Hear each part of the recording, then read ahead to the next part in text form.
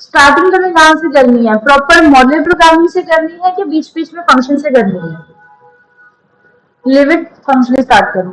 चलो एवं टाइम ना वेस्ट करना है। तो ये रिपीट सेशन होगा, रिपीट सेशन डॉट। अच्छा, सो इसमें हमने मॉडल प्रोग्रामिंग शुरू कर दी थी। Who knows the exact meaning of a model programming? I just need a one line for that. क्या था मॉडल प्रोग्रामिंग?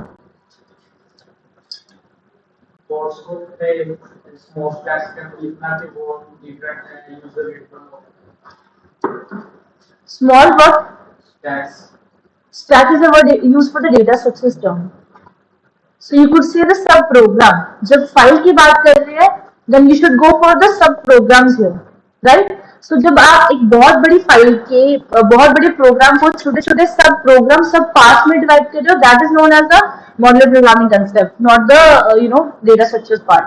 So अगर मुझे फंक्शंस बनाने हैं सबसे पहले, तो उसके लिए क्या सिंटेक्स था?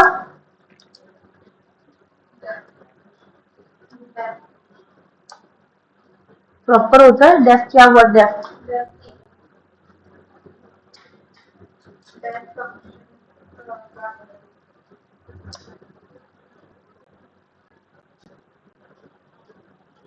अच्छा, एक चीज है, बिना लिखे कोई बता सकता है कि बेसिकली फंक्शन क्या है? अगर आप सोचो फंक्शंस और मेथड्स। हाँ जी। Yep. और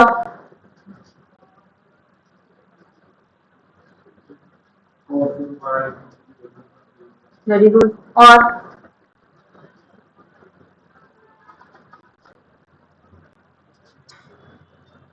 एक फंक्शन का बेसिक कैटेगराइजेशन क्या होना चाहिए? कोई भी फंक्शन बना रही हो, देखो तुम लोगों ने बेसिकली चार कैटेगरीज करी थी, return time, no return time, with parameters और नो पैरामीटर्स, वो भी discuss it later. But for now, कोई अगर हम फंक्शन बना रहे हैं, उसका बेसिक यूज क्या होना चाहिए?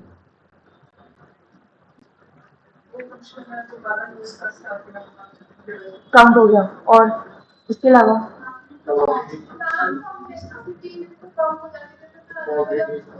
Coded use, very good. इसके अलावा what? Performs the function, gives the output, but before that it must take an input. So मैंने पहले बताया था that functions को treat करो as an algorithms. It must take an input, या तो वो इनपुट ले तो या वो आउटपुट दे, दोनों में से एक चीज तो होनी चाहिए। अगर इनपुट नहीं ले रहा कोई बात नहीं, सिर्फ आउटपुट के लिए दे दो, बिकॉज ऐसे फंक्शंस होते हैं जो सिर्फ आउटपुट प्रेजेंट करते हैं। अभी आपने बोला कि मुझे कोड को क्या करना है, रिड्यूस करना, मुझे इतना कॉम्प्लेक्स नहीं करना। सो मान लो there is a one function who contains input and output both, and this two function who contains separate input and output, तो वो ज्यादा बेनिफिशियल होगा रीडेबिलिटी के लिए। तो एक इनपुट का वक्र फंक्शन बना लो, एक आउटपुट का वक्र फंक्शन बना लो। In both you say all the three cases क्या हो रहा है, it must take an input and present an output. तो ये काम कैसे हो रहा है, इनपुट लेता है, प्रोसेस करता है, देन प्रेजेंट दी आउटपुट। तो ये फंक्शनैलिटी परफॉर्म हो रही, this is the properties of a function. कुछ तो आपने गिना दी, बस वो चीजें ना याद रखो जो कि सिर्फ हाईलाइटेड वन है। You should also know the working of a function. Done, चलो। तो बेसिकली यही इसकी फर्स्ट लाइन का भी मतलब था। अगर आप फंक्शन को डिफाइन करो तो आप ब्लॉक ऑफ कोड कह सकते हो, वो कब रन होता है, जब उसको कॉल किया जाता है in the driver code. You can pass data known as parameters into a function and function can return data as a result. Now this is contain the resulting data. जैसे कि suppose अगर मुझे कोई function बनाना है, so I need to use this particular syntax, जिसमें क्या होगा, get which is a keyword. That मतलब क्या होता है, डिफाइन करना, डेफिनेशन देनी। फंक्शन का नाम, फंक्शन का नाम यहाँ पे क्या है, आइडेंटिफायर। आप खुद से रूल्स लगा सकते हो। देन उसकी पैरामीटर लिस्ट, ये जो पैरामीटर्स है इसके अंदर जो आप डेटा वेरिएबल्स पास करते हो उसको पैरामीटर्स कह रहे हैं। Colon with proper indentation, statements लिखो और रिटर्न का एक्सप्रेशन लिखो। अब ये रिटर्न का एक्सप्रेशन आप पे डिपेंड करता है कि आप क्या वैल्यू रिटर्न करवा रहे हो। देखो एक चीज हो, अगर आ रहा है रिटर्न एक्सप्रेशन, ये क्यों है, इसकी नीड क्या है? अगर आप नहीं चाहते कि जो मेरा रिजल्ट है वो इसी फंक्शन में हैंडल हो जाए, तो आप क्या करते हो, उसको रिटर्न करवा देते हो कहीं और जगह। एक्चुअली में हो क्या रहा है, या तो कि क्लियर कट बात करो, उधर जिधर फंक्शन डिफाइन करा है ना उधर रिजल्ट दे दो, या तो उसको घुमा के ड्राइवर कोड में भेजो, और यही रिजल्ट किसी और फंक्शन के थ्रू भी तो जा सकता है। दैट ये जो फंक्शन का पैरामीटर है, कितनी आपने स्ट्रिंग की लाइब्रेरीज पढ़ ली है, और लाइब्रेरीज के अंदर जो आपने कुछ कुछ जैसे स्प्लिट पढ़ लिया, कुछ छोटे छोटे फंक्शन जो है काउंट वगैरह वाले, वो आप चाहो तो इसी फंक्शन के अंदर भी पैरामीटर पास कर सकते थे, जो कि बड़ा इजीली हो जाना था। एरेज भी पास कर सकते हैं, बट जब एक फंक्शन को पास किया जाता है as a parameter inside another function, तो उसको हायर ऑर्डर फंक्शन कहते हैं। क्या कहते हैं? Higher order function. तो फिलहाल के लिए मैं इसको जस्ट सिंप्लिसिटी में मैं अभी प्रैक्टिकली करके बताती हूँ इसको, ठीक है जी। और ये मैंने दो चीजें बताई थी टाइप्स ऑफ फंक्शन, एक यूजर डिफाइन और इनबिल्ट, और आई गेस हमारा यूजर डिफाइन और इनबिल्ट दोनों पैरेलल चल रही है। आपने बहुत सारी लाइब्रेरीज कर रही है और आपने बहुत सारे यूजर डिफाइन फंक्शंस भी कर लिए हैं। सो लेट्स सी हियर, मैंने एक डेफ फंक्शन बनाया, कौन सा? शो नाम का, डिस्प्ले डाल देते हैं, डिस्प्ले, और यहाँ पे उसका कॉलन ब्लॉक इन एडिशन शुरू होगी, और मुझे बस करना उसको प्रिंट, और मैंने कहा फाइल हुआ इतना तो काम, इंडेंटेशन खत्म कर दो। जब इंडेंटेशन खत्म कर दिया तो मतलब अभी जो फंक्शन है उसका क्या है, ब्लॉक खत्म हो चुका है। Now start the driver code here. तो ड्राइवर कोड के लिए क्या करोगे, जस्ट डिस्प्ले करना उसको। ये जो मैंने इसको कॉल किया, this is known as basically the function call. ये फंक्शन कॉल है, और ये कौन सा है, यूजर डिफाइंड फंक्शन। इतना सबको क्लियर हुआ? अब सबको रिजल्ट भी पता ही है।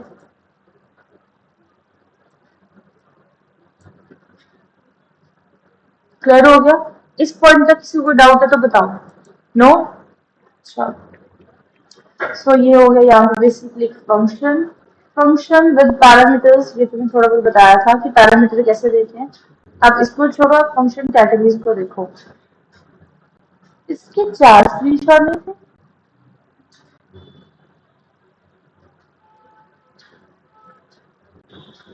आपको पीडीएफ ऐसे भी जगह में, ये इसकी तो 3 स्क्रीनशॉट और होने चाहिए, मतलब ये तो एक ही कैटेगरी है ना, इसकी 4 कैटेगरीज होनी चाहिए थी। चलो उसको बाद में हैंडल करते हैं, उसको बाद में देखते हैं। सो बेसिकली यहाँ गया Python function with no arguments and return value. मैं इसकी सारी कैटेगरीज इधर लिख देती हूँ, जो आपको कोड भेजूंगी तो सब कुछ मिल जाएगा, ठीक है। तो बेसिकली यहाँ पे होता है कि फंक्शन की कैटेगरीज जो है वो किस तरीके की आप बना सकते हो, मतलब क्या क्या वो वेज हैं जिससे आप फंक्शन को क्रिएट कर सकते हो। पहला होता है function with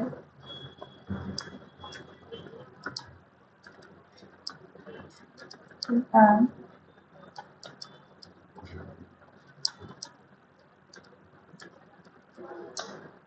setting would be function with no parameters and return value, and third would be with function with parameter, with the parameter and with parameter taking no return value.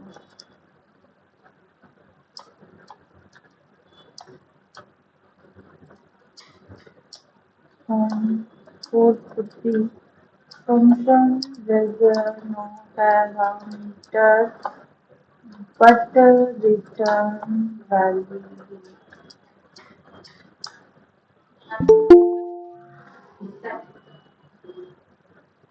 क्या?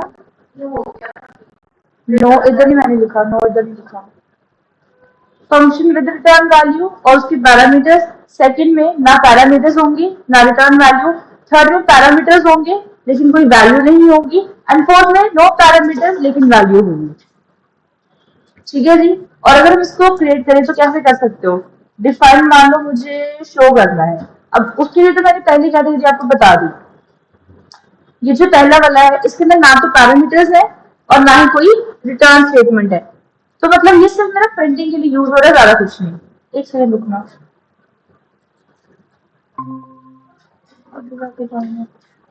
So next would be कि function with return value भी होगा और उसके parameters भी होंगे, तो हम डिफरेंटली एज ए फंक्शन ले लेते हैं।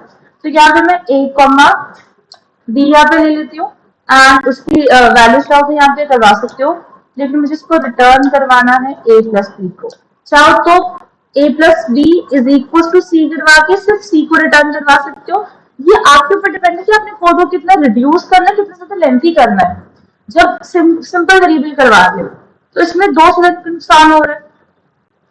इस लाइन में मेरे को पता नहीं समझ में आ रहा होगा, इस लाइन में और a plus B is equal to C, इसको अगर रिटर्न करवा रहे हो तो इसमें दो बातों का नुकसान है।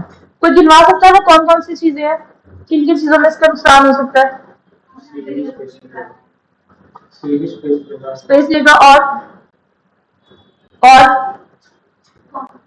कॉम्प्लेक्स भी हो रहा है, मतलब जिसकी जरूरत भी नहीं है तो डायरेक्ट क्या करो, एक्सप्रेशन को रिटर्न करवा दो यहाँ पे।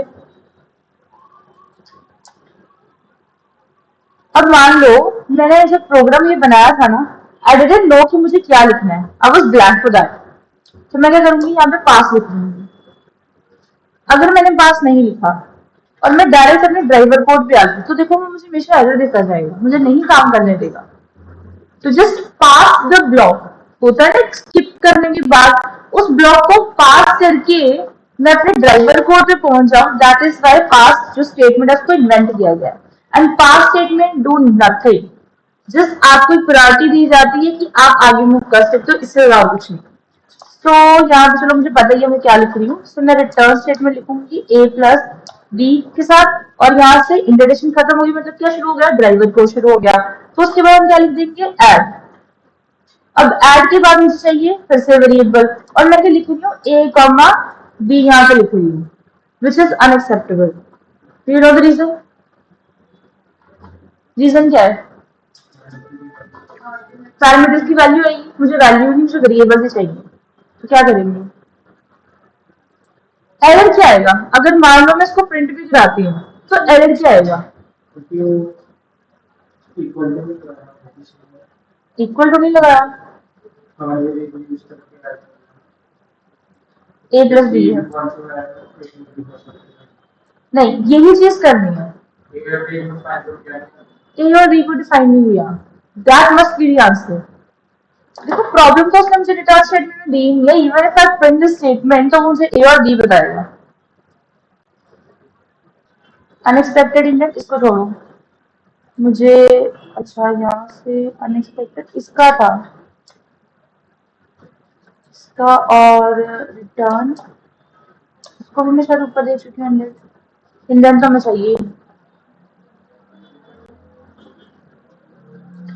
Not defined. क्लियर हुआ? तो फिर इसके लिए क्या करें? अच्छा ये जो प्रॉब्लम आई है इसका सोल्यूशन कैसे करें, but you have to tell me by technically example, technical बताना कि क्या प्रॉब्लम है, उसको ठीक कैसे कर सकते हो। कहाँ पे? फंक्शन कॉल के अंदर, फंक्शन कॉल के पहले, मतलब ड्राइवर कोड के अंदर ही। तो यहाँ पे a is equal to integer input देखिए बड़े इजीली अपना काम कर सकते हो, राइट? बट एक्चुअली मुझे ये बताओ कि टेक्निकली ये एरर क्यों था, वाई मुझे इसको, मैंने एक बार ये वेरिएबल बना दिया ना, ए भी बन चुका हुआ है, तो मुझे यहाँ पे दोबारा ए बी का एरर क्यों मिल रहा है, one only one time, it is already created, तो फिर भी मुझे एरर क्यों दे रहा है, ये मेरा क्वेश्चन है। एरर क्यों आ रहा है, एक भी ऑलरेडी लिख दिया है ना, फिर वो क्यों दे रहा है, दैट्स द क्वेश्चन है। सोचो,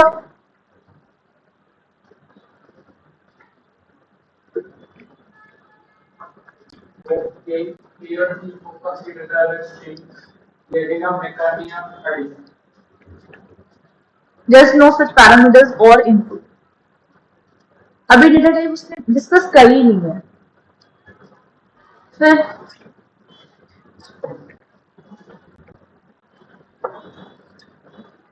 ये चीजें टिप्स पे होनी चाहिए।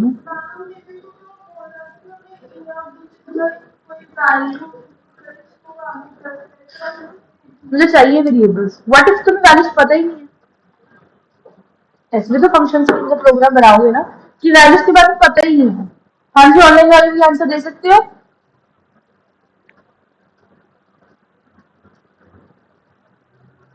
There was a concept of local और ग्लोबल वेरिएबल्स। क्या था वो? लोकल वेरियस वेरिएबल्स में फंक्शन ऐड करते हैं विद इन द और आउटसाइड के फंक्शन लोकल फंक्शन ऐड के साथ लोकल वेरिएबल्स का यूज करना है, लेकिन ग्लोबल वेरिएबल्स जब कोड ऐड होता है that was really a layman language. Concept ठीक है, लेकिन you have to be more technical for that. For example, आपको पता ही है कि ये क्या है। ये जो मैंने क्रिएट करे इस टाइम पे, they are the local variables जो विद इन एक ब्लॉक के अंदर रहते हैं, not only bound with the function. अगर आप इसी को फॉर लूप के साथ देखो, बिकॉज ये कंसेप्ट होने बहुत जरूरी है। फॉर आई इन रेंज, मान लो मैंने किया 5 तक, और मैं अगर यहाँ पे प्रिंट करूं, सपोज मैं यहाँ पे प्रिंट करूं आई को, यहाँ तक मेरी लूप चलेगी, सबको पता ही जो भी आंसर आएगा। लेकिन अगर मैं यहाँ पे आई को डायरेक्ट लूं, तो क्या ये चीज चलेगी? ना उसकी कोई वैल्यू दी है ना कुछ। एक ब्लॉक के अंदर, चाहे वाइल के अंदर एक ब्लॉक बनाओ, कुछ भी बनाओ, किसी भी ब्लॉक के अंदर अगर आपने एक वेरिएबल बनाया तो वो लोकल वेरिएबल होगा, not bound with any type of a function और लिस्ट और लूप और एनीथिंग और कुछ भी नहीं। एक वेरिएबल बनाया, जहां भी बनाया वो उधर भी रहेगा। अगर आप कह रहे हो कि वो बाहर एक्सेसिबल नहीं है because of its scope, use the word scope for that ना, कि जो लोकल वेरिएबल है उनका जो स्कोप है विद इन द ब्लॉक है, इस ब्लॉक के बाहर एक्सेसिबल नहीं है बिकॉज उनका स्कोप नहीं है। क्यों स्कोप नहीं है? क्योंकि इसकी मेमोरी डिफरेंट है, इसकी मेमोरी डिफरेंट है। एक है यूजर डिफाइंड फंक्शन जो कि कहीं पे बना है, कहाँ पे बना है वो डोंट नो, एड्रेस भी चाहिए तो आप उसको डायरेक्ट निकाल भी सकते हो। और एक बना है ड्राइवर कोड जो कि किसी और मेमोरी के अंदर है। So both the memories are different, that's why the variables are different. अगर एक कॉमन वेरिएबल लेना है थ्रू आउट द प्रोग्राम, आपने जो लिखा, आपको पता है कि आपको एक आई वेरिएबल चाहिए, हर लूप के अंदर चाहिए। आप क्या करोगे ग्लोबल में? ग्लोबल मतलब क्या है? टॉप में जहां से फंक्शन आपका स्टार्ट हुआ है, टॉप में उसको डिक्लेयर करवा लो, इनिशियलाइज करवा लो, जो लिखना है आप उसको लिख सकते हो, and through out the program use करो। आपको उसको बार बार क्रिएट करने की जरूरत नहीं पड़ेगी। ये बात सबको समझ में आई? कोई डाउट इसके अंदर? चलो, सो this is the basic concept here. अब इसका सोल्यूशन कैसे करें? बाहर वेरिएबल लिख सकते हैं, तो मैं यहाँ पे 10 ले रही हूँ, यहाँ पे मैं 20 ले रही हूँ। अब प्रॉब्लम सॉल्व हो जाएगी।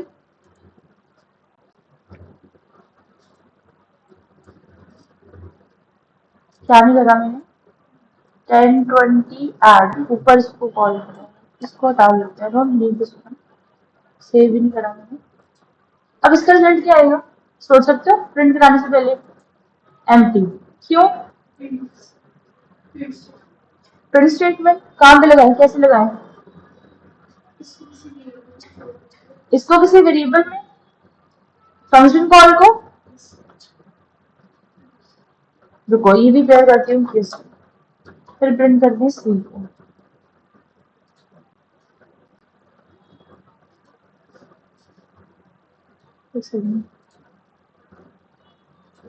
आ गया रिजल्ट 30। जिसको नहीं समझ में आया ना वो जरा वन नोट में समझना उसको।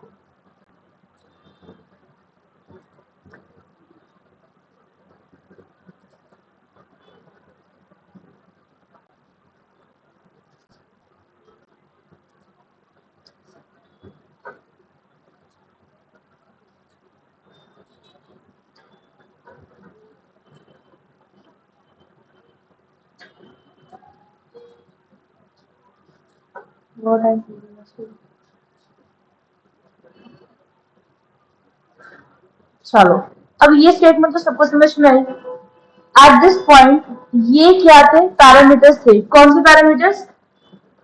Formal parameters. ये कौन से हैं?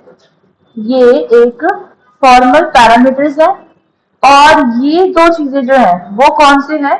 वो एक एक्चुअल पैरामीटर्स है। पैरामीटर्स जो है ना, लेकिन फॉर्मल और एक्चुअल है। फॉर्मल पैरामीटर्स कौन से होते हैं? They are defined in the user defined function. मैं लिख देती हूँ वहां पे,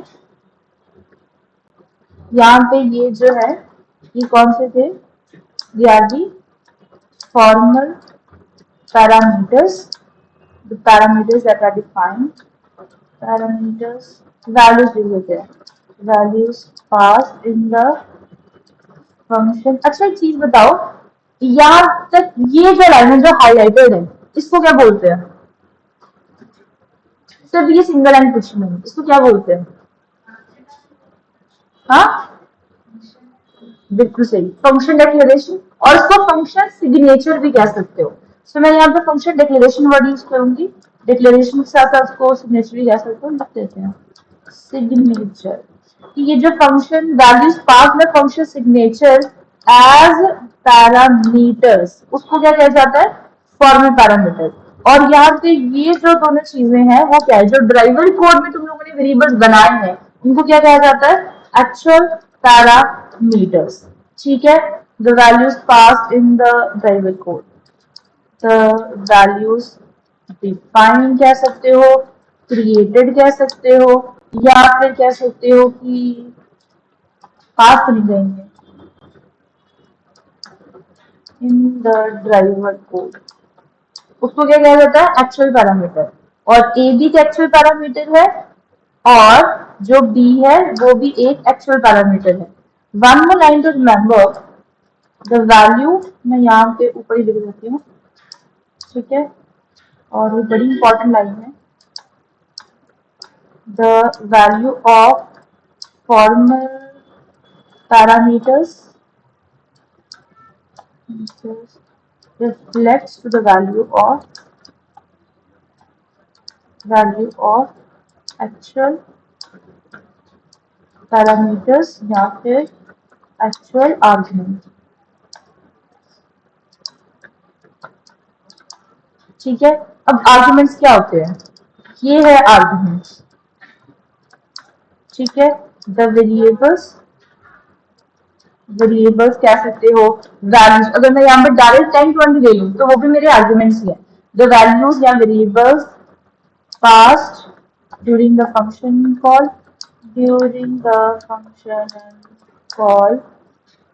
फंक्शन कॉल उसको क्या कहा जाता है? आर्गुमेंट कहा जाता है। तीन चीजें क्या समझ के रखनी है, जो फंक्शन सिग्नेचर के अंदर वेरिएबल्स बनाए हैं दे आर फॉर्मल पैरामीटर्स, जो ड्राइवर कोड में बनाए हैं उनको एक्चुअल पैरामीटर्स कहा जाता है, और जो फंक्शन कॉल के अंदर यूज करा उनको आर्गुमेंट्स कहा जाता है। And the value of formal parameter reflects to the value of actual parameter या एक्चुअल आर्गुमेंट्स एंड वैसा वैसा समझ सकते हो। सिमिलरली उसके लिए भी है, जो फॉर्मल के लिए वही एक्चुअल के लिए। क्लियर हुआ यहाँ पे सबको? कोई डाउट यहाँ तक? चलो, सो हम आगे इसके अंदर समझ रहे थे दिस पॉइंट। मैंने कहा था कि यहाँ से 10 20 की जो वैल्यू है वो इसके पास जाएगी और इसके पास जाएगी। सबसे पहली चीज क्या एग्जीक्यूट होगी? This particular driver code. पहले यही चीज आती है पाइथन के अंदर, किसी भी लैंग्वेज के अंदर देखो, सबसे पहले एक यूजर डिफाइंड फंक्शन से पहले ड्राइवर कोड ही चलता है। तभी तो कहते हैं कि जब इसको कॉल करवाओगे तब चलेगा। देखो, अगर मैं नेक्स्ट स्टेटमेंट मान के चलूं, अगर मैं एक नेक्स्ट स्टेटमेंट मान के चलूं तो फिर नेक्स्ट स्टेटमेंट तो यही है। जैसे फंक्शन शुरू हो रहा है तो यही चीज चल रही है। हैव यू ट्राई किया? फंक्शन कॉल पहले लिखो फंक्शन और ये फंक्शन बाद में लिखो, उसको कभी ट्राई करो क्या एरर आ रहा है कि नहीं आ रहा। ट्राई किया करो चीजों को। अब मैं फिलहाल इसको नॉर्मली लेके जा रही हूँ जो कि बिल्कुल सही चल रहा है। So what I am saying here कि यहाँ से जो वैल्यू यहाँ को पास होगी, मतलब यहाँ पे फंक्शन कॉल है, तो जो कंपाइलर का फ्लो वो यहाँ से यहाँ पे इस फंक्शन के अंदर चल जाएगा। एंड द मोमेंट, एक सेकेंड, एंड द मोमेंट यहाँ से जो इसका फ्लो था, दिस पर्टिकुलर फ्लो कहाँ गया ब्रश, सो यहाँ से यहाँ पे 10, 20 वैल्यूज आ गई। इस टाइम पे जो कंपाइलर है वो इस ब्लॉक के अंदर है। आपने क्या कर रहा है? एक रिटर्न कीवर्ड लिखा a plus D. Return keyword की फंक्शनैलिटी ये है कि रिटर्न के बाद क्या लिखा हुआ? a plus D. जो भी लिखा होगा whether it's a variable, an expression और कंडीशन, एनीथिंग, तो वो वैल्यू कहाँ पे जाएगी? ड्राइवर कोड में जाएगी। सो ये आ गई यहाँ पे तो a प्लस डी, यानी कि अगर इसकी वैल्यू देखो तो 10 प्लस 20 यहाँ पे रिटर्न होगी। अब जो भी रिटर्न होगा उसको आपने क्या कर दिया? सी के अंदर स्टोर करवा दिया और अल्टीमेटली क्या कर दिया, सी को प्रिंट कर दिया। या मैं क्या चाहती, ये जो प्रिंट सी था इसकी जगह मैं यहाँ पे क्या लिख देती, प्रिंट की कमांड लिख देती, a प्लस बी लिख देती एडिशन लिख के। इसका मतलब that I'm handling my control here right in the user defined function. I'm not returning any value to the main function. But what if we want? अगर मैं चाहती हूँ कि कुछ भी रिटर्न हो के मेन के पास आए तो वो ज्यादा साइज भी नहीं। अब समझ में आया, थोड़ा बहुत क्लियर हुआ। अब किसी को डाउट? चलो क्लियर हो गया इतना। So the next type is, बाकी दो खुद से ट्राई कर सकते हो, एक लगा दो,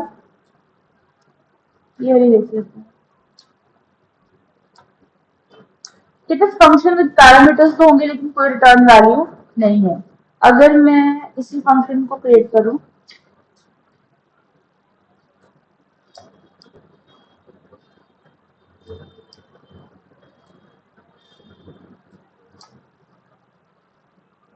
चलो तो अब मुझे यहाँ पे कोई रिटर्न स्टेटमेंट नहीं लिखनी। तो जब भी मैंने बोला था आपको कि प्रिंट हम डायरेक्ट करवा सकते हैं, तो let's try to do that.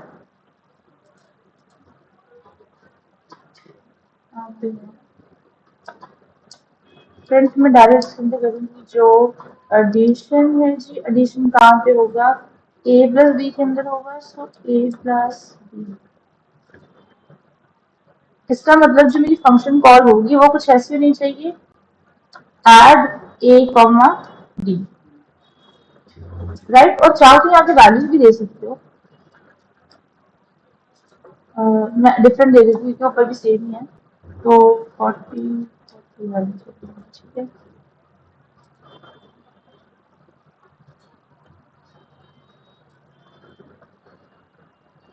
अब यहाँ पे क्या था, पैरामीटर्स है but there is no return keyword. Clear with everyone, बात समझ में आई? अब जो एक टाइप रह गया, इतना खुद से कोशिश करना कि खुद हो जाए तुमसे, ठीक है। और बताओ उसके बाद क्या था, फंक्शनल आर्गुमेंट्स थे। इसके बाद ये स्कोप वगैरह तो मैंने अभी समझाई दिया तुमको, ग्लोबल और लोकल का। और इसके बाद क्या थे, these are the default parameters. No no, there is no keyword exist here, ये कंसेप्ट है। ये जो वेरिएबल्स बनाए हैं, अभी जैसे मैं इसको कर रही थी, अगर मैं एक बनाऊं, मान लो मैंने एक डेफ लॉगिन नाम का फंक्शन बनाया, तो यहाँ पे मैंने लिख दिया, एक तो होगा इसके अंदर यूजर नेम, दूसरा कौन सा होना चाहिए, पासवर्ड होना चाहिए। डन। और अगर मैं यहाँ पे कह सकती हूँ कि अगर यूजर नेम, मान लो मैं पासवर्ड ले रही हूँ, पासवर्ड इज इक्वल टू मैंने कहा अगर वो कंफर्म पासवर्ड, अब मुझे पता नहीं मैंने ये वेरिएबल कहाँ पे बनाया कंफर्म पासवर्ड का, अगर मैंने कहा वो मैच हो जाते हैं, इसको बंद करना पड़ेगा, तो प्रिंट में क्या कर दो, मैंने ये पहले करके भी दिखाया था, देखिए इसमें हो शायद, ये बन गया।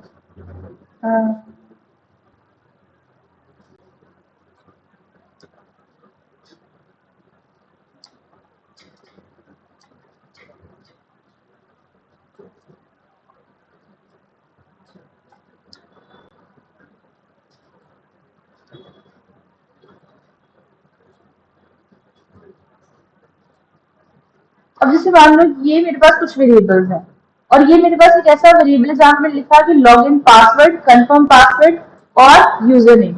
मान लो मैंने यहाँ पे एक वेरिएबल और बनाया, कौन सा, मैंने लिख ईमेल नाम का वेरिएबल।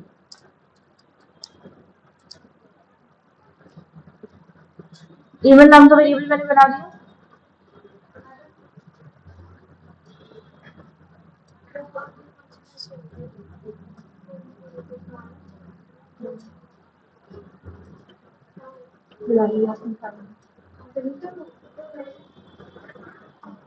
चलो, सो ये मेरे पास क्या है, ईमेल नाम का वेरिएबल है, ये मैंने कहाँ बनाया, इस, ये दिख पा रहे हो, ये क्या है, फंक्शन सिग्नेचर है, इसके अंदर बनाया, तो ये क्या है, एक लोकल वेरिएबल है। अगर मैं इसको एक्सेस करने की कोशिश करूं बाहर, गैजेट कोड के बाहर, मैं लिख रही हूँ ईमेल, मैं लिख रही हूँ as a print email, print email. चलो और क्या समझोगे, इतना तो समझ में आ गया कि अभी यहाँ पे एरर आ रहा है। मैं क्या करूंगी, एक काम और करूंगी, यहाँ पे बना देती हूँ ईमेल इज इक्वल्स टू, मैं कोई ईमेल आईडी भी दे देती हूँ मान, मैं लिखा @gmail.com। और बताओ, ये तो इस पे बना है ना, ये जो लोकल वेरिएबल है, नॉट यूजिंग अ लोकल और ग्लोबल कंसेप्ट राइट नाउ। मैंने फंक्शन बनाया यहाँ से यहाँ तक, और ये जो ईमेल है यहाँ पे बना है local variable, I am not using any keyword है, ऐसा कोई कीवर्ड होता भी नहीं है। अगर मैं इस ईमेल को ऊपर ले जाऊं, यहाँ से मैं इसको कट कर देती हूँ और इंडेंटेशन को रिमूव कर दूं, जिसको नहीं समझ में आया दोबारा समझो। मैंने क्या कहा, अगर मैं पहली सिचुएशन ले जाऊं, यहाँ पे एक ईमेल नाम का वेरिएबल यहाँ पे बना, अगर मैं इसको सेव कराऊं तो मुझे एरर क्या मिलेगा, एरर गेस कर सकते हो, नॉट डिफाइंड। बात समझने की कोशिश करो कि जो तुमने वेरिएबल बनाया, कॉलम की बात क्या है, डिफाइन फंक्शन शुरू है, तुमने ईमेल बनाया है इस फंक्शन के अंदर, तुम कोशिश कर रहे हो इस फंक्शन की बाहर एक्सेस करने की, विच इज नॉट पॉसिबल। सो ये क्या है, लोकल वेरिएबल। तुम्हें स्कोप चेक करना है, कीवर्ड नहीं चेक करना। क्लियर हो सबको? अगर वही सिचुएशन अलग होती, अगर मैं इसी को ऊपर ले जाऊं यहाँ पे, फिर इसको सेव करके फिर इसको अगर मैं access करवाऊं, treated as a global variable, no keyword is used, it's just कि कहाँ पे प्लेस किया इसको, कहाँ पे इसको डिफाइन किया, ये मैटर करता है। इस पॉइंट का कोई डाउट किसी को? ग्लोबल वेरिएबल है, यहाँ पे फाइनली डाटा शेयरिंग करना, डेटा हुआ, डेटा शेयरिंग, डेटा शेयरिंग किस तरीके से? वही पूछ सकते हैं मतलब है वही doubt. It's not about data sharing है, वेरिएबल्स में डेटा शेयरिंग कैसे पॉसिबल है, वेरिएबल्स की वैल्यू जब मर्जी चेंज कर दो। आप फाइनली होगा पीडीएफ किस लाइन पे? लास्ट पेज पहले, last page global variable offers data sharing. एक सेकंड, एक second. Offer data sharing, local variable does not offers data sharing. अच्छा ठीक है। यहाँ पे ये जो जीमेल है जो मैंने यहाँ पे डिफाइन करी, वो यहाँ पे होगी तो डेटा शेयर हुआ। अगर यही वेरिएबल यहाँ पे होता तो इस सेम जीमेल को आई वॉन्ट बी एक्सेसिबल, मैं इसको एक्सेस नहीं कर पाऊंगी, I won't be able to access this, तो data sharing is not possible. Clear हुआ पॉइंट? और अगर कोई पॉइंट अगर नहीं क्लियर हुआ तो प्लीज बता दो। तुम लोगों ने सारे डिफरेंस पढ़े भी हैं, बाकी लोगों ने आई डोंट थिंक सो, नहीं ना पढ़े, पढ़ने की जरूरत ही क्या है, छोड़ दो। ये चीजें थोड़ी ना कभी पूछी जाती है, ये तो कभी आती भी नहीं है, किसने इंटरव्यू में पूछना है ग्लोबल क्या होता है, लोकल क्या होता है, और तुम तो कीवर्ड समझ के बैठो, लोकल वेरिएबल को लोकल के साथ डिफाइन करो तो हो जाता है, तो सीधा इंटरव्यू क्लियर करोगे।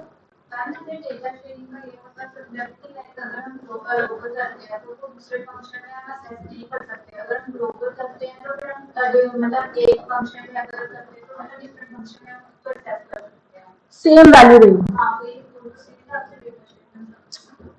कि देखो वेरिएबल का कंसेप्ट ही क्या है, इसका नाम से वेरिएबल, जिसकी जब मर्जी चाहो तो वैल्यू क्या कर सकते हो, चेंज कर सकते हो। तो अगर मैं ग्लोबल की वैल्यू चेंज कर दूं तो ऑब्वियसली उसकी भी होनी चाहिए, बट अगर मेरे पास ऑप्शन है कि जो मैंने उसको स्टार्टिंग वैल्यू दे दी थी, what was may be the 123@gmail.com, तो वही एक्सेसिबल रहेगी थ्रू आउट माय कोड। अगर वही मैं किसी लोकल के अंदर चेंज कराऊं तो मैं एग्जैक्ट वो जो वैल्यू होगी उसको मैं एक्सेस नहीं कर पाऊंगी। मान लो कि जैसे अगर तुम डेटाबेस कनेक्टिविटी कर रहे हो, तुम्हारे पासवर्ड और यूजर नेम तो डेफिनेटली सेम रहेंगे, उसको काम होना चाहिए, ग्लोबल भी होना चाहिए।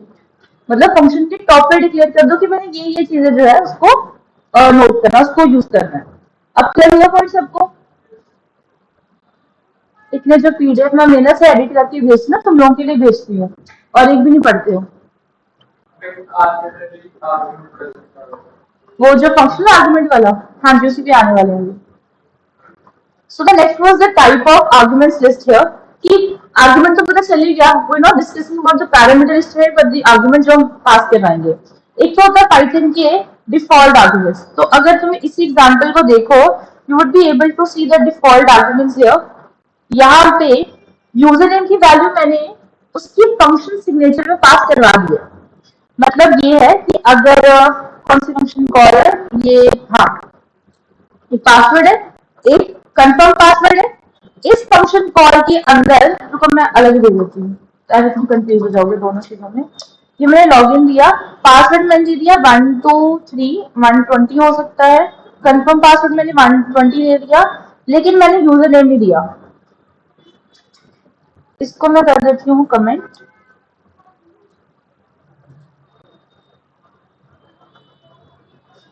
लॉगिन हुआ सक्सेसफुली, उसने एमके को भी प्रिंट किया, इवन तो मैंने जब फंक्शन कॉल करवाई मैंने यूजर नेम नहीं दिया। तो डिफॉल्ट वैल्यू का कंसेप्ट कहां से आता है?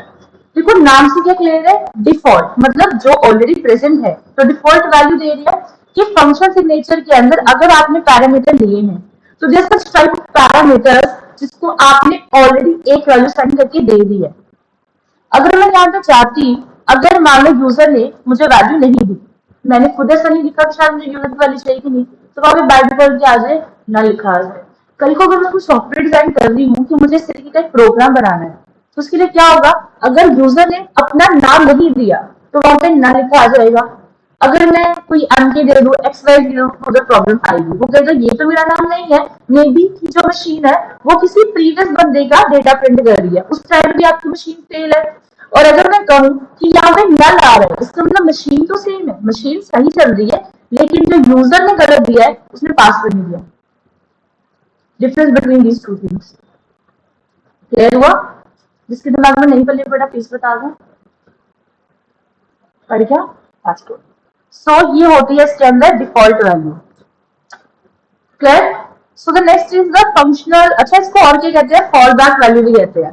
फॉल बैक वैल्यू का मतलब पता क्या होता है कि अगर मैं इसी को ही चूज करूं एंड इसको कॉपी कर लेते हैं, ये तो डायरेक्ट था default value, default value case,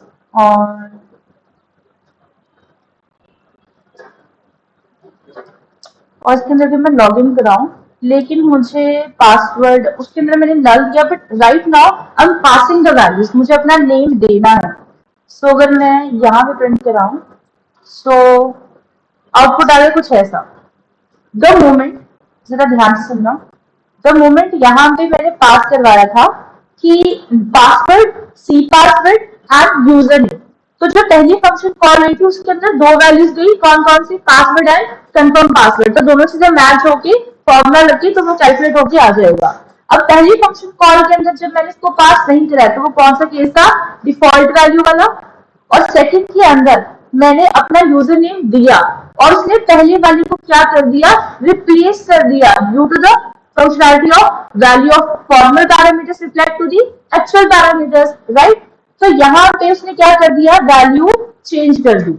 इसका मतलब अगर आप फंक्शन कॉल में वैल्यूज डिफाइन करते हो तो ऊपर जाके वैल्यूज क्या हो जाती है, चेंज हो जाती है। Now this case is known as the fallback value. कितना पढ़ने पड़ा सबको, डाइजेस्ट हो जाएगा। जितने तुम लोगों के डाउट्स है ना, मेरे को लगता नहीं कि एक लेक्चर में होगा काम शुरू, ये तो तुम्हारा कम से कम भी सैटरडे तक जाएगा जितने डाउट्स, ये एक दिन वाला काम है मेरे को लगता। चलो यहाँ तक क्लियर हुआ सबको। एंड नेक्स्ट इसके अंदर कौन सा था, आपके कीवर्ड आर्गुमेंट्स। अब कीवर्ड में बेसिकली क्या होता है, कीवर्ड मतलब क्या होता है, एक प्रॉपर एक वर्ड डिफाइन कर दो और वो वर्ड उसी वैल्यू को क्या हो जाता है, असाइन हो जाता है। आपको पता है लूप है, तो लूप का मतलब क्या होता है, आइटरेशन चलानी होती है। सो इसी के अंदर क्या हो जाएगा, कीवर्ड आर्गुमेंट्स। सो मैंने कुछ अपने वेरिएबल्स क्रिएट नहीं करे, there is nothing like that. मैंने क्या किया, पासवर्ड वेरिएबल दिया इज इक्वल्स टू 1 2 3 दिया, फिर मैंने कंफर्म पासवर्ड दिया, फिर मैंने क्या कर दिया 1 2 3 जो भी मेरा पासवर्ड था मैंने वो दे दिया। अब अगर तो वैल्यू डिफरेंट है तो वो क्या बता रहा है, डोंट मैच, पासवर्ड मैच नहीं हुए।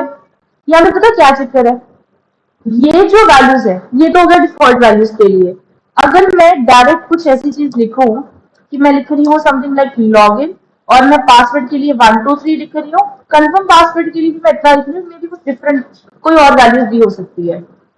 कीवर्ड आर्गुमेंट किसके लिए यूज होते हैं? पढ़ा था थोड़ा बहुत पीडीएफ, क्या लिखा था, कीवर्ड किसके लिए यूज होते हैं? नहीं पढ़ा, कुछ नहीं पढ़ के है, सो के उठे आगे डाउट पूछने। अरे पढ़ोगे तो डाउट होगी कुछ। एक चीज, अच्छा तुम लोग मुझे बताओ कि अगर इन केस तुम लोग कीवर्ड यूज कर रहे हो, तुम्हें क्या लगता है इसमें क्या यूज हो रहा है? व्हाट डू यू थिंक, तुम्हारा पर्सपेक्टिव क्या है? कीवर्ड इससे होने चाहिए कि नहीं होने चाहिए? पहले भी तो काम चल ही रहा था ना, जैसे मर्जी काम चल ही रहा था, इसके होने से इसमें क्या फर्क हो गया कोड में?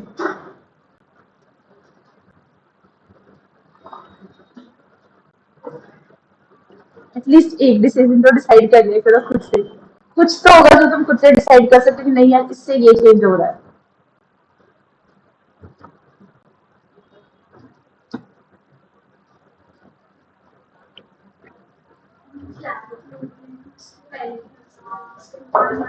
गिनती का एक वर्ड, क्लैरिटी।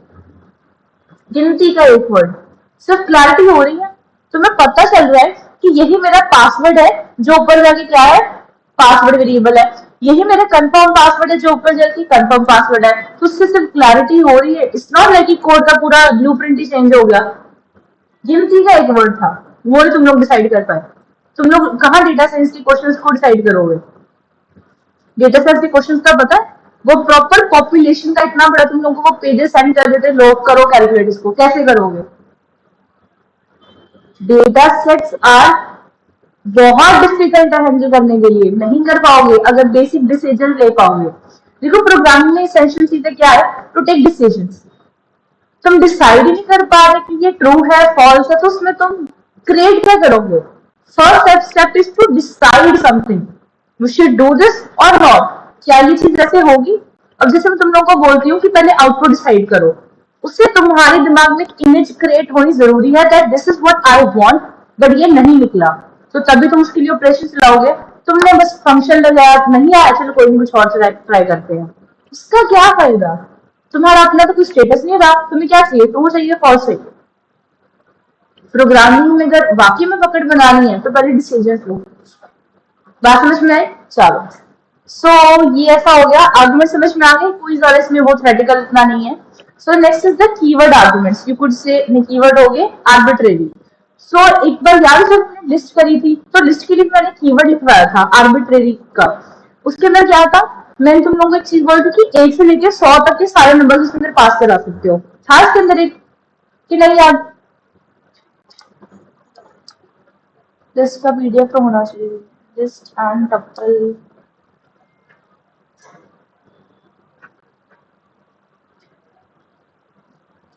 ये देखो, ये था इसके अंदर, तो कहीं पे हमने एक वर्ड यूज करा होगा आर्बिट्रेरी नंबर्स का, पता नहीं कहाँ पे, फाइंड कर लेते हैं।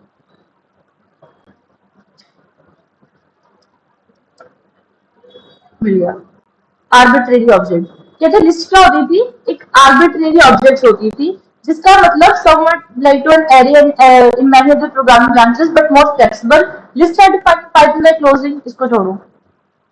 आर्बिट्रेरी का मतलब क्या था, list can contain any arbitrary objects, जितना मर्जी इसको नंबर दो। अगर मुझे 1 से लेके 100 तक के नंबर इसके अंदर पास कराने हैं, तो एक लिस्ट के अंदर इजीली आप 1 से लेके 100 तक के नंबर पास करा सकते हो। जस्ट इमेजिन कि एक ही टाइम पे लिस्ट के अंदर 100 वैल्यूज आ सकती है, और भी मच मोर देन दैट, 100 से भी ज्यादा वैल्यूज भी इसके अंदर आ सकती है। सिमिलर टू आपकी बाकी कंसेप्ट। कहते हैं अगर आपको फंक्शनल आर्गुमेंट्स देनी है but you don't know the number of parameter should be pass here, list ही पास करवा रहे हो, एक पैरामीटर के अंदर एक लिस्ट पास करा रही हो but don't know the number of list कि उसके अंदर कितने एलिमेंट्स आएंगे, तो एट सच पॉइंट आप आर्बिट्रेरी आर्गुमेंट्स को यूज कर सकते हो। अब मेजोरिटी कितने थे जिन्होंने, मैंने ये तुम लोग को सॉल्व करने के लिए दिया था ना, मेजोरिटी कितने स्टूडेंट थे जिनसे ये सॉल्व हुआ था? कितने स्टूडेंट से सॉल्व हुआ था ये? बस एक से, बस एक हो गया था। चलो जिनसे हुआ था वो पहले जरा बताओ। मान लो मैं एक डेफ फंक्शन बना रही हूँ, डिस्प्ले अगेन शो, तो यहाँ पे मुझे क्या पास कराना पड़ेगा, n नंबर्स, एस्ट्रिक्स से आप n नंबर्स पास करा सकते हो। अगर आप इसके लिए डबल एस्ट्रिक लगाओगे तो क्वाड्स हो जाएंगे, विच मीन्स की और ज्यादा नंबर ऑफ आर्गुमेंट्स डाल सकते हो। फिलहाल हम सिंगुलर तक ही रहेंगे। तो अभी तो मुझे पता नहीं इसके अंदर क्या यूज कराना, तो पास लिख देंगे। ड्राइवर कोड से क्या शुरुआत करें, कैसे कॉल कैसे कराए, ये मेन क्वेश्चन है इसके अंदर। कॉलिंग का मेन है, फंक्शन में तो जो मर्जी लिख दोगे, चाहे सम करवा दो, चाहे फोर लूप को यूज करवा दो, because when there is an number of elements you don't know, तो क्या करोगे, रेंज का यूज कर सकते हो या फिर फोर लूप तो यूज होगी, फॉर श्योर होगी। अब बताओ फंक्शन कॉल कैसे करें, शो जाएगा लेकिन कैसे जाएगा, कि क्या लिखे इसके अंदर, क्या बात कराए, जिन्होंने सॉल्व किया था वो बताओ। हाँ,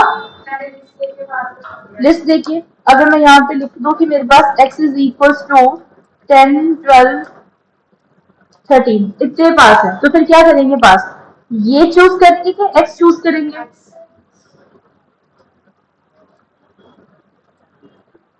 अब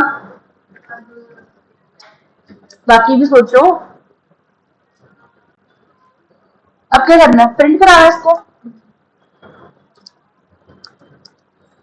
रेंज यूज करेंगे कि डायरेक्ट एन लिखेंगे, एन तो प्रिंट क्या कर देंगे, मान लो आई को प्रिंट कर दिया। अच्छा, आप लोगों के अकॉर्डिंग पहले डिसाइड करो इसका आउटपुट क्या आएगा, पहले मेरे को ये बताओ आउटपुट क्या आएगा इसका।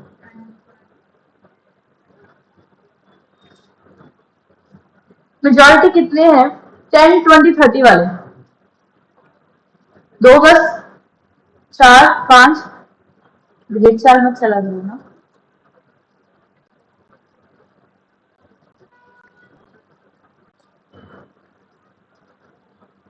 बात समझ में आई। अब आपने क्या करना है, पीडीएफ में से पढ़ के बाकी चीजों को भी हैंडल करना है। अगर कहीं पे दो एस्ट्रिक सिंबल डाले हैं उसको भी सॉल्व करना है। पीडीएफ पढ़ोगे तुम्हें सारे आंसर उसमें मिल जाएंगे। वो ये तो पैरामीटर है, जो मर्जी लिखो, इस जस्ट कि वो चलो मेरा हाथ ऐसे ही कि मेरे को एन लिखने की आदत है, तो आपको जो है तो आप उसके अंदर लिख सकते हो। एक बड़ा वेरिएबल लेना है, डायरेक्ट अगर लिस्ट ही लेनी है प्रॉपर तो वो ले सकते हो कि मतलब पूरा एक वेरिएबल लेना है, but I didn't need to do that, तो मैंने इसको नहीं लिया। ठीक है, चलो ये था लोकल ग्लोबल वाला। इसके बाद क्या था, इसके बाद क्या कर रहा था, रिकर्जन।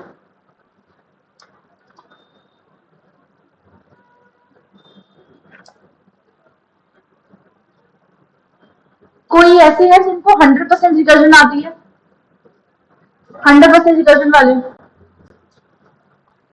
कोई नहीं, 70%,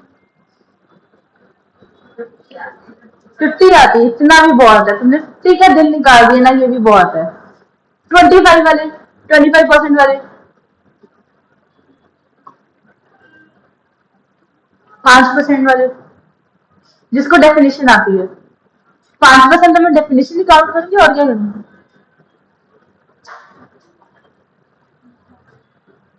चलो कहते बेसिकली रिकर्जन का मतलब क्या होता है,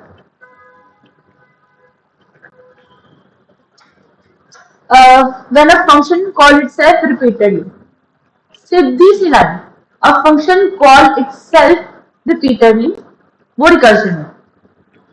और ये चीज क्यों चाहिए, क्यों चाहिए चीजें, पीडीएफ पढ़ा था, नहीं पढ़ा, क्यों चाहिए रिकर्जन, थोड़ा बहुत पढ़ा तो होगा ही।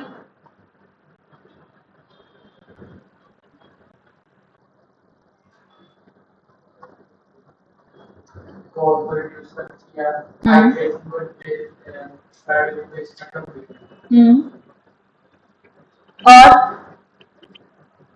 Complex task can be broken into similar सब प्रोग्राम यूजिंग रिकर्जन। मैंने क्या कहा था, एक बहुत बड़ा प्रोग्राम है, उसको छोटे छोटे पार्ट्स में डिवाइड करो, बट प्रॉब्लम ये आ गई, पार्ट्स में तुम डिवाइड कर सकते हो यूजिंग फंक्शंस, लेकिन प्रॉब्लम का सोल्यूशन तब नहीं निकला जब एक क्वेश्चन तुम्हें एक मिल गया। जैसे मान लो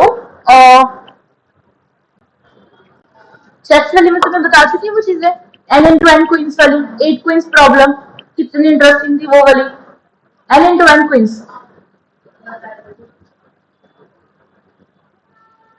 याद हो तब ना, बताई तो बहुत चीजें हैं, बताई तो रिकर्जन की डेफिनेशन भी थी। मैंने कहा मान लो ये मेरे पास क्या है, चेस बोर्ड है, ठीक है। मान लो ये 1 2 3 4 5, 5 और 3 है। मान लो ये 5 into 3 है, चलो है ही 5 into 3, बट यूजली जो चेस बोर्ड होता है वो आपको पता है वो इवन नंबर्स का होना चाहिए, 4 into 4 8 into 8, ताकि वो इवन यहाँ पे आ सके। ये जो 8 क्वींस प्रॉब्लम होती है या फिर 4 क्वींस प्रॉब्लम होती है, वो कहते हैं कि चेस बोर्ड में जो क्वींस होती हैं, रानी जो कहते हैं उसमें, वो इस तरीके से चेस बोर्ड में लगानी है कि कोई 2 या 3 या कोई जितने भी क्वीन है, कोई भी एक दूसरे के ऊपर ना तो अटैक कर सके, ना तो उनके बीच में कोई कॉन्फ्लिक्ट हो सके। फिलहाल के लिए वो विल कंसिडर 2 क्वींस। एक Q1 है तो मैं उसको डायरेक्टली यहाँ पे पेस्ट कर सकती हूँ। अगर मैं कायदे से जाऊं, या तो मेरे को जो क्वींस प्लेसमेंट होगी, या तो वो डायगोनली होगी, या तो वो ऐसे करके होगी, लेफ्ट राइट करके, मतलब स्ट्रेट जाएगी या वो डायगोनली जाएगी। तो मैं कह रही हूँ कि मुझे सेकंड क्वीन को प्लेस करना, मैं कहाँ पे करूँ? यहाँ पे करूंगी तो वो डायरेक्ट इसको कंफ्लिक्ट कर सकती है, यहाँ पे करूंगी वो डायरेक्ट इसको कंफ्लिक्ट कर सकती है, या फिर ये भी इसको कंफ्लिक्ट कर सकती है। अगर मैं यहाँ पे मैंने प्लेस किया तो वो यहाँ पे भी इसको क्या कर सकती है, कंफ्लिक्ट कर सकती है। तो फिर इसको प्लेस कहाँ पे करूँ?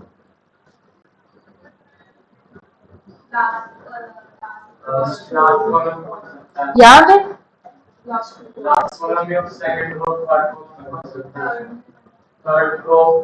अरे होली कौन सा third column?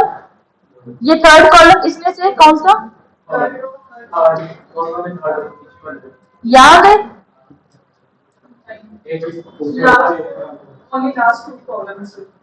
Last two columns यहाँ से सभी सही हो? अच्छा, हमने पहले केस तो माना ही नहीं। मैंने बोला डायगोनली जाएगी तो स्ट्रेट जाएगी। तो हाउ वुड आई नो कि तुम लोग कौन कौन से केसेस मान के चल रहे हो? कोई डायगोनली चल रहा है, कोई स्ट्रेट मान के चल रहा है। तो मैं कह रही हूँ पहला केस होगा कि हमने डायगोनली चलना है। जो क्वीन है वो स्ट्रेट नहीं चल सकती, वो डायगोनली बॉक्सेस पे चल सकती है। अब सोल्यूशन बताओ। क्वीन स्ट्रेट नहीं चलेगी, डायगोनली क्रॉस बन सकता है, क्रॉस बनेगा, स्ट्रेट लाइन नहीं बनेगी। अब बताओ, अगर मान लो जो आपने बोला यहाँ पे, तो यहाँ पे वो क्या सुरक्षित है? ऑब्वियसली सुरक्षित है कि वो डायगोनली जाएगी कहाँ से, यहाँ से लेके यहाँ से लेके, बट अगर यहाँ पे जाएगी तो फिर ऐसे जाना पड़ेगा। It's a long path, but still there is no conflict here. Second column यहाँ पे, यहाँ पे, यहाँ पे, यहाँ पे, और नंबर ही दे देते हैं यार इसको, इसको नंबर ही दे देते हैं। ग्रीन कलर कहाँ पे?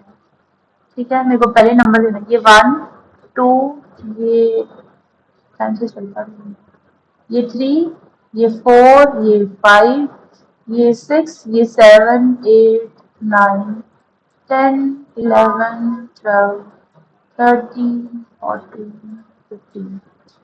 अब बताओ कहाँ पे जाना है? 12 पे जाना है।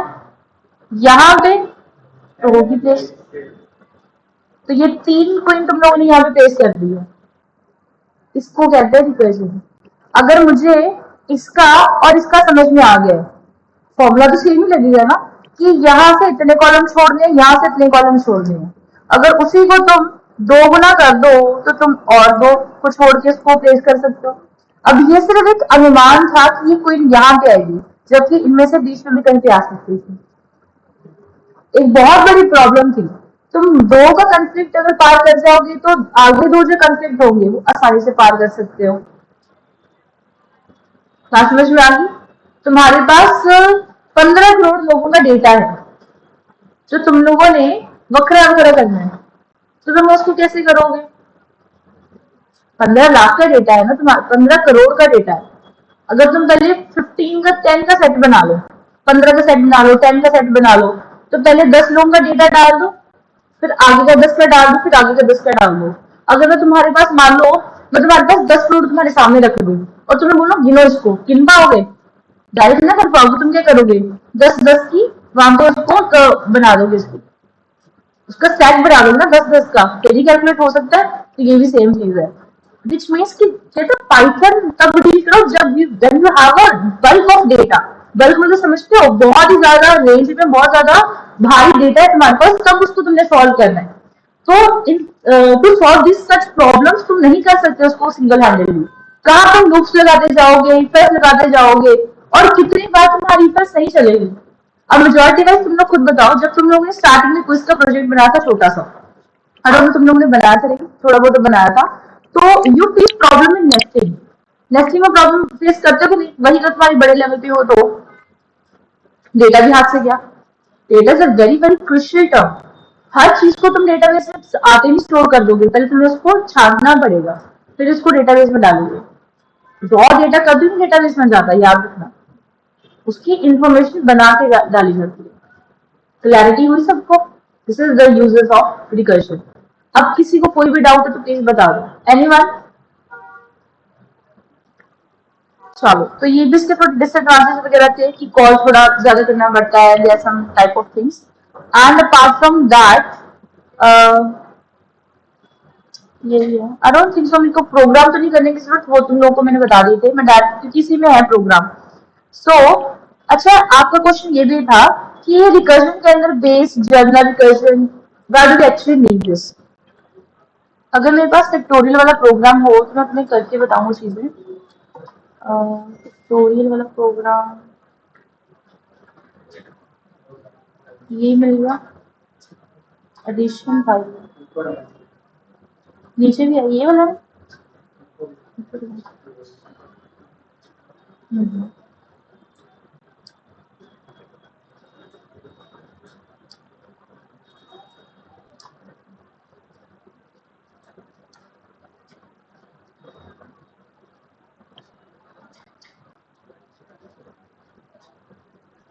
कोई प्रॉब्लम नहीं आई, नंबर चलेगा क्योंकि बेस कंडीशन लगी हुई है। मान लो बेस कंडीशन जैसी कुछ चीज है ही नहीं और मैं एल्सबिन लगा रही, मैं सिर्फ एक चीज लिख रही हूँ, रिटर्न करवाना है। मतलब एक फंक्शन होगा जो सिर्फ रिटर्न करवा रहा है फैक्टोरियल का फॉर्मूला लगा के। अभी फर्क नहीं पड़ता कि फैक्टोरियल का फॉर्मूला कैसे लगा, सिर्फ बेस कंडीशन को समझो।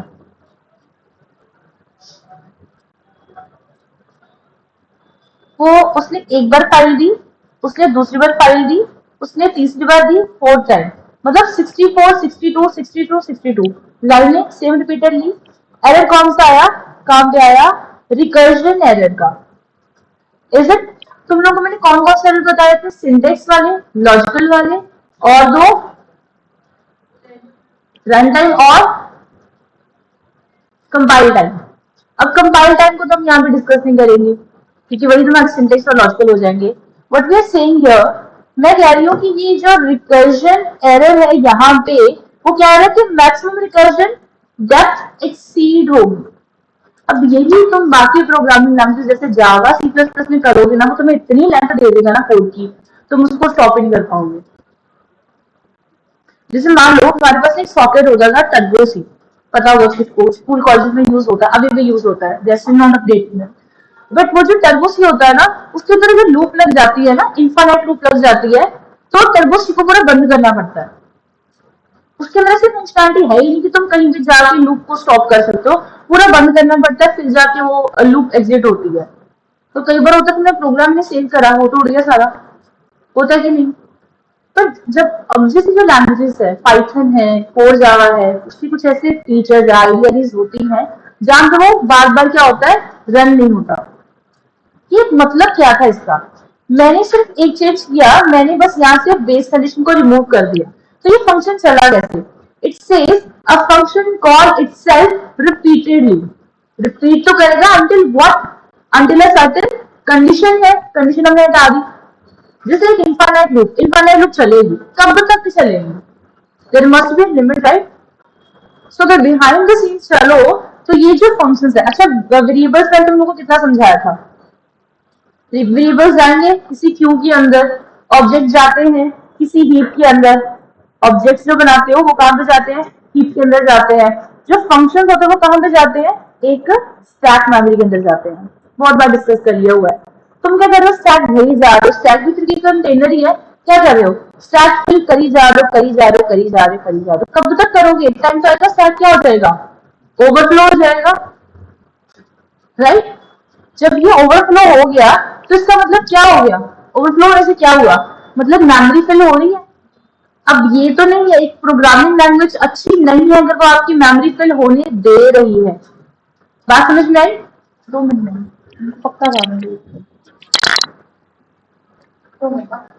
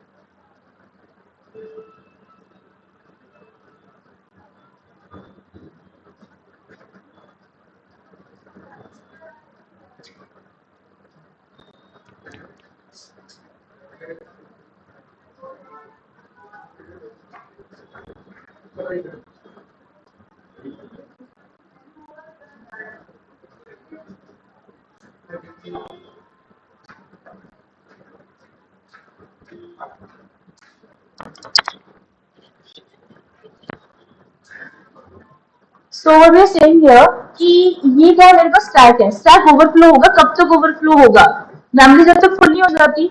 तो पाइथन एक ऐसी लैंग्वेज है वो कहते हैं तुम्हें मेमोरी फिल होने का चांस नहीं मिलेगा, बिफोर कि तुम्हारी मेमोरी फिल हो जाए, मतलब क्या तुम्हारी मेमोरी वेस्ट हो जाए, हम उसी को हैंडल कर लें। सो इन सर्टन कंडीशंस अगर programmer, you being a programmer, अगर आपने कंडीशन नहीं दी तो पाइथन खुद से एक एरर दे देगा। कौन सा था, रिकर्जन एरर था। ये देखो क्या मिला उसको, एक कहाँ पे गया, रिकर्जन एरर।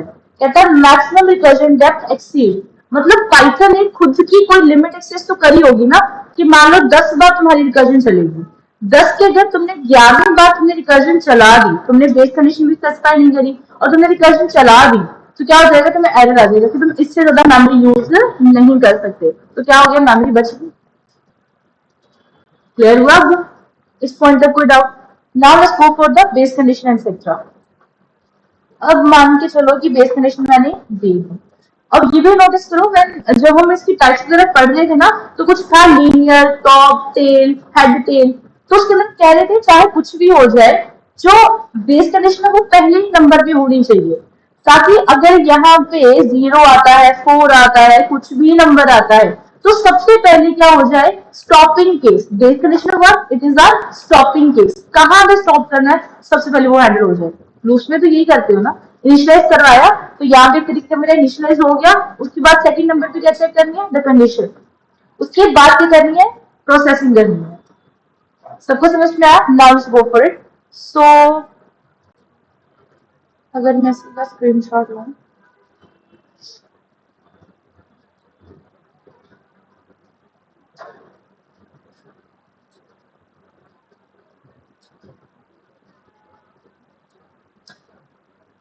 सो बेसिकली सबसे पहले क्या चलेगा, ड्राइवर कोड।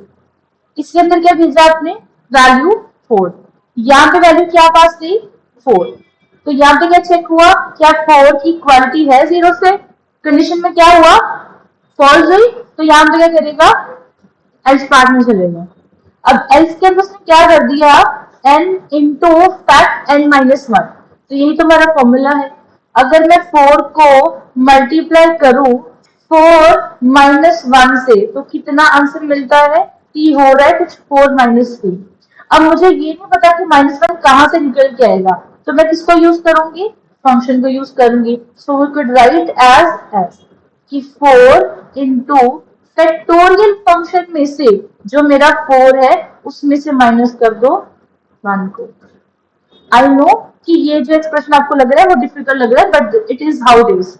इसलिए मैंने पहले इसके अंदर डिसएडवांटेज में लिख दिया था कि एक्सप्रेशन बनाने डिफिकल्ट होते हैं। ये आपको फेस करना ही पड़ेगा if you are using, if you are dealing with recursion. Clear हुआ सबको? So this is the basic term है। अब कहते हैं अगर यहाँ से वो रिटर्न करता जाएगा, जब तक आएगा फंक्शन कॉल हुई है, कहता है फैक्ट एन माइनस 1, तो वो यहीं से वापस नहीं चला जाएगा। अगर रिटर्न स्टेटमेंट लिखी इसका मतलब ये कि वो वापस चला जाएगा। रिटर्न का मतलब ये है कि आपने फंक्शन का नाम लिखा है, तो फिर वो वहां काम पे जाएगा अगेन 3 पे, फिर काम पे जाएगा 2 लेके जाएगा, फिर यहाँ पे 1 लेके जाएगा। कोई एक केस तो आएगा ना कि जब 0 जाएगा, और अगर 0 आता है एट दिस सिचुएशन, अगर 0 आता है तो रिटर्न 1 काम पे करा दो ड्राइवर कोड। बट एक चीज होता है ना, रिटर्न 1 करवाना, रिटर्न 0 करवाना, इन दोनों का मतलब क्या है? मैंने पहले भी बताया था इसका मतलब क्या होता है, और ये स्टार्टिंग रहेगा हर प्रोग्रामिंग लैंग्वेज के अंदर। और 1 तो वैल्यू सेम देंगे। कभी ये तो ना लिखा कि ड्राइवर कोड भी कुछ रिटर्न कर रहा है, देयर नो ब्लॉक किया। बात समझ में आई? कोई डाउट इसके अंदर तो बताओ। नहीं, थोड़ी सी मेहनत करनी पड़ेगी अगर रिकर्जन अच्छे से सीखनी है। तो ये सेल्फ स्टडी वाला पार्ट है, नॉट अगर रिकर्जन, पूरी पाइथन ही सेल्फ स्टडी वाला पार्ट है। क्लियर हुआ सबको जी? चलो, सो ये बेसिक इसके अंदर था। अब रिकर्जन, हाँ जी, तो बेस कंडीशन भी था इसके अंदर। बेस कंडीशन तो मैंने समझा दी है, एंड जनरल रिकर्सिव केस भी समझा दिया है। वर्किंग भी तुम लोगों को समझ में आ गई कि केस कैसे इसे स्टैक ओवरफ्लो होगा। ये उसका हमने डिफरेंस दिया था, और ये type C. Do I need to discuss the types कि पढ़ लोगे खुद? डाउट्स की बात हुई थी, प्रॉपर रिपीट की रही, तो टाइप्स पढ़ लोगे? अगर नहीं पढ़ी तो पहले कर शुरुआत टाइप से करनी है मैंने। ठीक है, चलो। और बताओ क्या था इसके अंदर, क्या नहीं समझ में आया? रिकर्जन के बाद और क्या नहीं समझ में आया? वो नहीं करें। कोई है 100% वाले जिनको 100% लैम्डा फंक्शन आते हैं? I know, already know. उसके अलावा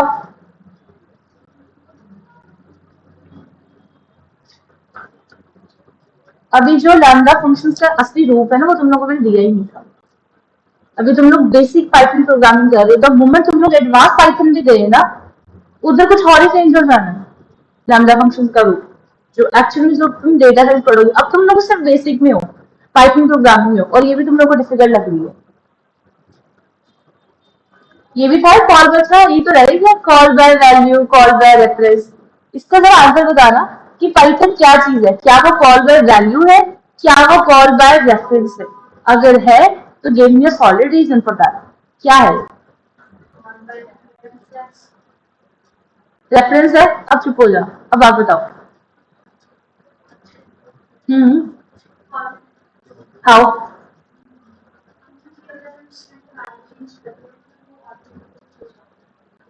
ऑटोमेटिकली होएगी कि हमें खुद से एफर्ट करने पड़ेंगे?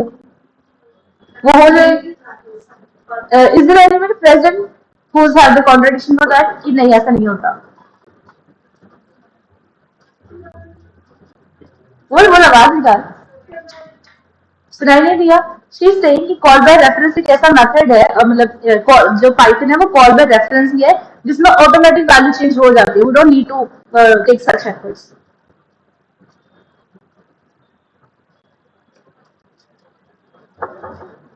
जितना मेरे को याद है, मैंने फुल लेंथ में फुल डिटेल में करवाया था। पढ़ना ही नहीं कुछ। सो अच्छा, एक काम करो, पहले इतना पढ़ो, फिर मुझे बताओ तुम्हें इसमें समझ क्या लगा है। No need to write the coder value, सिर्फ रेफरेंस वाला पढ़ना है, सिर्फ ये वाला पार्ट और ये वाला पार्ट, दैट्स ऑल, और कुछ भी नहीं।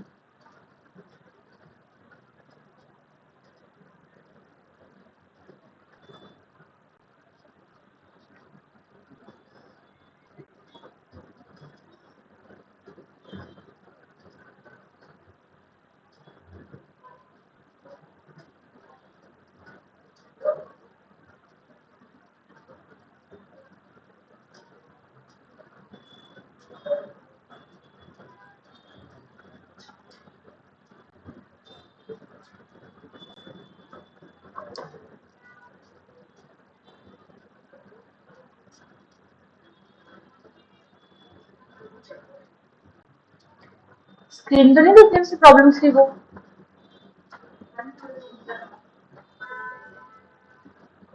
अब ठीक?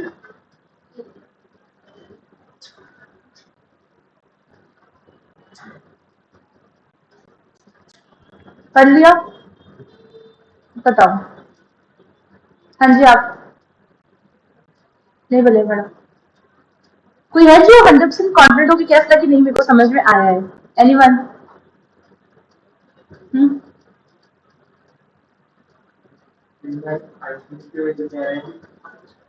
लिस्ट लिस्ट जो है आगे इनविजिबल रखी है, अगर हम फोल्डर एड्रेस देखते हैं तो फाइल में उसको कोड को समझ नहीं आया, कैसे नहीं समझ में आया? क्योंकि लिस्ट चेंज हो सकती है। तो अगर हम रेफरेंस में वैल्यू चेंज करते हैं तो ऑटोमेटिकली वो एरर मैसेज देगा। और कोई?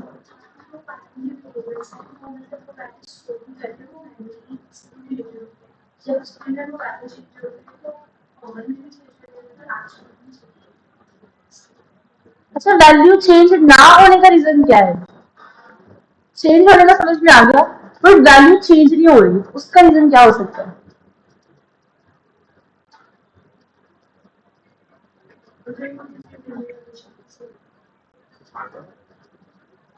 अगर वो डिफरेंट मेमोरीज है, मैंने पहले बता दिया कि फॉर्मल अलग है, एक्चुअल अलग है, स्कोप भी उनका अलग है, वो दोनों डिफरेंट मेमोरीज में है।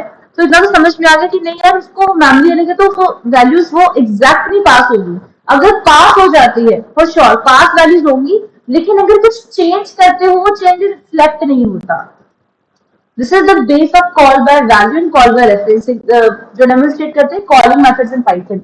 अगर कॉल बाय वैल्यू से पढ़ो, जनरली हर प्रोग्रामिंग के अंदर आपको मिलेंगे call by value, call by reference and call by pointer here. So there is no such concept of pointers here कि हमें कुछ एड्रेस नहीं चाहिए, बिकॉज जो काम एड्रेस करते हैं, पॉइंटर्स करते हैं, पाइथन में वेरिएबल्स कर रहे हैं, because variables are related to the objects here. वो मैं आपकी जब आप करोगे इसके अंदर क्लासेस पढ़ोगे ना, तो वो सारे ऑब्जेक्ट्स ही हैं। जो हमारा नेक्स्ट रूट्स का कंसेप्ट है ना, उसके अंदर ऑब्जेक्ट्स ही बनाने हैं। देन हम उसकी टाइप देखेंगे कि लिस्ट भी एक ऑब्जेक्ट है इसके अंदर, दैट इज वो रेफरेंस करता है। सो अगर हम बात करेंगे कि कॉल बाय वैल्यू में क्या होता है, it's a way of passing arguments. Parameters की बात नहीं कर रहे, we are talking about the arguments here. To function in which the arguments get copied, copy होते हैं to the formal parameter function and are stored in different memory locations. यहाँ पे arguments अलग बनते हैं। अगर मैं इसको डायग्रामेटिकली आपको समझाऊं तो मैं क्या कहने की कोशिश कर रही हूँ, मैंने बोला ये मान लो मेरे पास एक फाइल थी पाइथन की।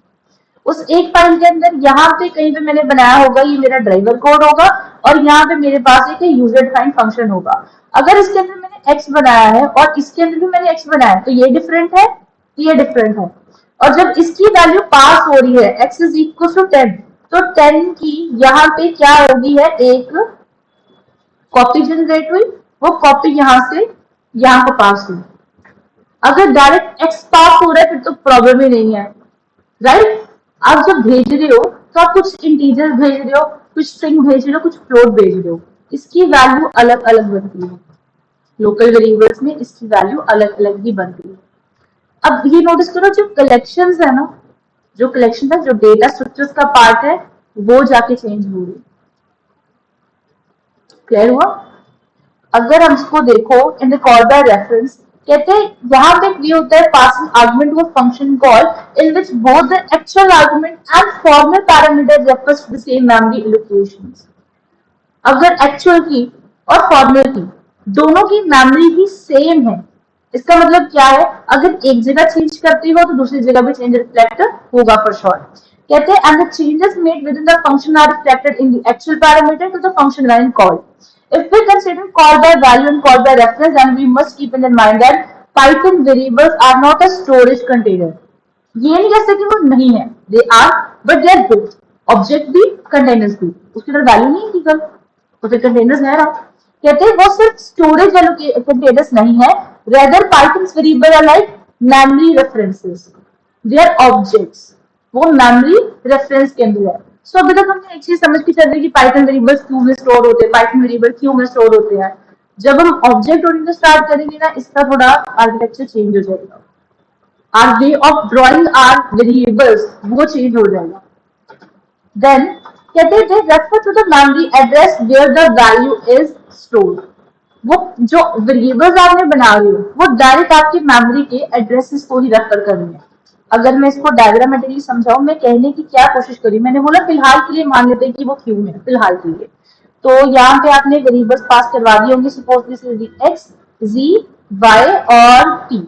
मान लो मैंने ऐसा बनाया था, एक्स वाई और टी बनाया था, एक्स वाई और जी, मैंने ये वेरिएबल बनाया।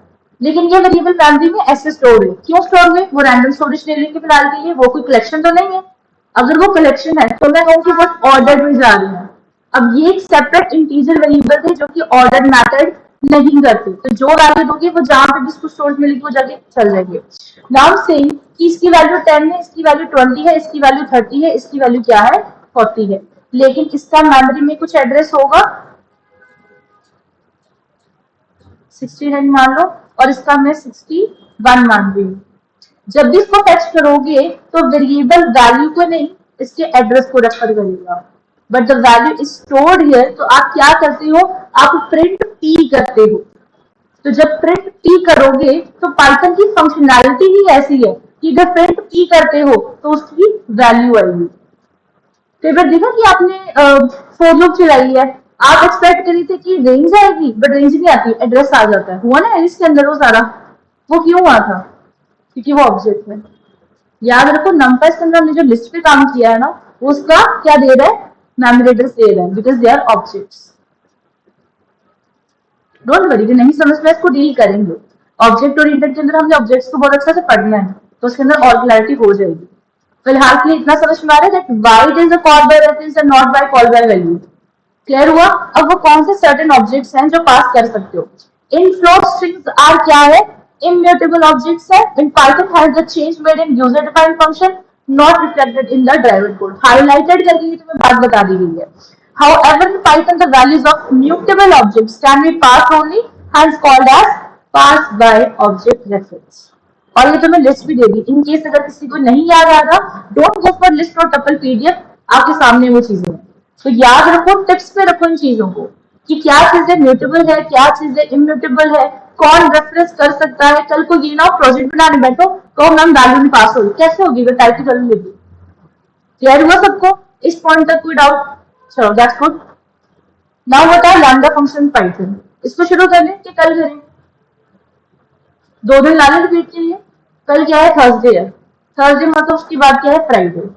बेटा कल तक सारे डाउट्स निकल लेने चाहिए, जिसके नहीं ना निकले फ्राइडे फिर वो क्लास में बैठना, उसकी क्लास में फ्राइडे फॉर श्योर उफ स्टार्ट होनी ही चाहिए। इसका मतलब घर से पढ़ के आना है। अभी तक ये लैम्डा फंक्शंस करी है, स्ट्रिंग की लाइब्रेरीज पढ़ी है, बस ये हो जाएगा। इसका मतलब हमारे पास कल काफी टाइम होगा लाइब्रेरीज को हैंडल करने के लिए, तो कल लेक्चर में इसको कवर करेंगे। पहले लैम्डा फंक्शंस कर लेंगे, जो तुम्हारे डाउट्स नहीं क्लियर उसको पूछ लेना, लाइब्रेरीज कवर करेंगे, देन विल गो फॉर नंपाइस। नंपाइस में मेजॉरिटी किन किन के डाउट्स है, नंपाइस में नहीं है फिर तो काम सबका, इसको आधे घंटे में फिनिश करा के कल ही स्टार्ट कर देंगे। ठीक है जी, एरेज में है कोई निकल कर लेंगे फिर।